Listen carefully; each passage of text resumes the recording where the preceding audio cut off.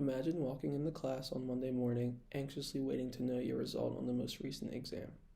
You walk in, you sit down, the professor calls your name, you grab your test, and you sit back down and turn it over just to see a big fat 65 written in red ink. Now, in disbelief, your mind starts blaming anything but yourself. The teacher doesn't know how to teach, the test was too hard, they graded poorly, anything like that. Now imagine the same thing, you sit back down and you turn it over just to see a 98 written on the test. Now your brain starts applauding yourself. You studied, you did the work, you mastered the material. Now, this impulsive habit is what's known as self-serving bias. It has a formal definition of a cognitive bias that describes when one attributes their successes to their own actions and blames negatives on external factors. So going back to the exam, when you got the 65, your brain blamed external factors, the professor, how they taught, how hard the test was. But when you got that 98, your brain attributes yourself. You studied, you put in the work, you deserve that A. Now, through my research on multiple credible sources, I am confident that my speech will succeed in providing you with proper knowledge on this topic. I'm sure that you will be able to understand the implications created from self-serving bias and why you should learn to eliminate this way of thinking. So just to preview some of my points, we will discuss why it happens, the effects of self-serving bias, and why you should avoid it. So let's begin with the first point of why do we experience self-serving bias. So research suggests that self-esteem is a significant factor as to why we all experience this process. So a quote from the Decision Lab does a great job of explaining.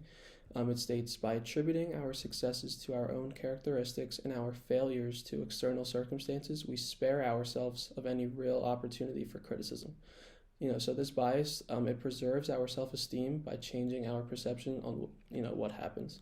The University of Florida published a great study back in 2008 also on self-serving bias, and they give a really good scientific reasoning for this, which states, people likely perceive the causes of their desired outcomes as more under their personal control, or at least as foreseeable, yet perceive the causes of their undesired outcomes as outside their personal control or unforeseeable.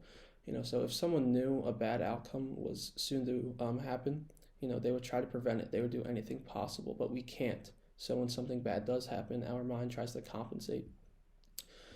So now that we kind of understand why this process happens, we can understand the effects that it has. So back with the Decision Lab, they discuss individual effects. Self-serving bias, it disallows us to learn from our mistakes, which in turn affects our future decisions. So a vital component of being successful is not when you do something right, it's actually when you do something wrong, and you're able to learn from it. So for example, assume a soccer player, he makes a bad pass mid-game, and instead of just realizing that, he messed up and fixing it, he blames his teammate for making a bad run or something like that, or the field wasn't, nice enough. This lack of ownership will only lead to the player making the same mistake again the next time they have, the ball. But assume that instead of blaming his teammate or the field or the ball, that he just realizes that he was wrong, and the next time that he has the ball, he looks up, he uses the field, he uses his vision, and he makes the proper pass. Another effect is in the workplace, and it could be pretty detrimental to one's career. Simply Psychology had a great example. If a new hired employee receives criticism from their boss and they choose to think that their boss has no idea what they're talking about or is just being stubborn to them, instead of trying to improve and just work on a weakness, that can tarnish their reputation, and they can really see themselves getting fired pretty quickly. These are just two examples on the effects of self-serving bias, but they do a really great job of providing an idea as to why we should try to avoid this process. So moving on to the final point of why we should avoid it.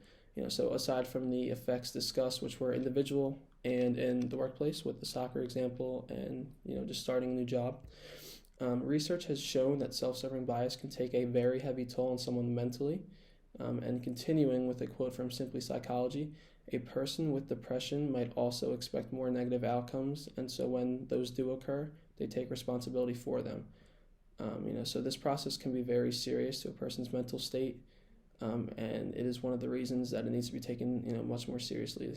As it said, if someone with depression experiences self-serving bias, they are very likely to really be hard on themselves, which kind of leads to, a way to avoid self-serving bias is to use a checklist from Productive Club, and the first step is to give others credit during success. It's okay to acknowledge the people that helped you get somewhere, or if you see friends or family or even a stranger just succeeding, that doesn't automatically mean that, oh, I'm not doing good enough. It's fine to see others succeed. Another great point is to find an area of improvement after a bad outcome. Use it as fuel to achieve your goal. Don't get hung up on it. Don't beat yourself up over something. Excuse me. And finally, you need to give your time self for proper reflection. Always. So if something happens in the moment, you're completely reacting off of instincts. But if you just sit down and you take 3 to 5 minutes and just think about something, your head's not going to be as cloudy. You're going to be thinking properly, and you will be able to just relax and realize that it's really not that big of a deal, that you don't need to act just out of instinct. So just to put this entire idea together of self-serving bias, it is a very negative process that people of all ages experience. They all experience it in different ways, in different levels of severity. Whether it is a bad grade in a class, a bad performance in your sport, or something affecting you mentally, such as depression or anxiety, just try to take responsibility in a positive way. Don't blame yourself for anything that's out of your control. You can only affect what you can control. And instead, just try and challenge yourself to overcome and strengthen your mental. Getting stronger mentally is something that everybody can work on. As I said, everybody experiences self-serving bias. But if you're able to just get past that, you will really be able to progress mentally in all levels, individual, in the workplace, mentally. So I hope that this discussion has helped expand your knowledge on self-serving bias. I hope that you learned something from it, and I hope that you can personally stop making this mistake in your own life and just have a better mental. So thank you.